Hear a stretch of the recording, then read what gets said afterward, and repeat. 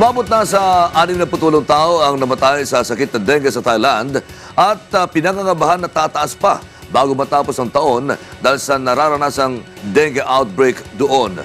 Ito ang balita ni Mary Jo Maleriado. Sa pagtaya ng Thailand Public Health Ministry, posibleng umabot sa 120,000 ang bilang ng dengue cases sa taong ito dito sa Thailand. Noong 2012, umabot sa 74,250 cases at 79 deaths ang naitala sa buong bansa. Subalit ngayong taon, sa buwan pa lamang ng Hulyo ay umabot na sa 59,318 ang apektado ng naturang sakit at 68 na ang namamatay.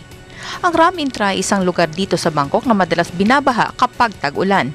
Ayon sa ilang kababayan natin dito, problema sa drainage system ang isang dahilan kung kaya't nakapamamahay ang lamok na may dalang dengue.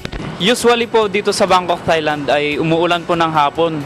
Ngayon po yung tubig kasi naipon siya sa may canals at yung tubig na yon binablock po nila ng gate valve.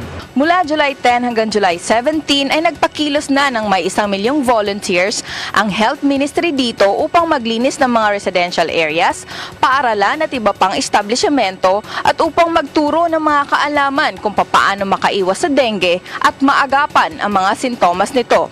Kasama ang Thailand News Bureau, Mary Jo Maleriado, UNTV News Worldwide.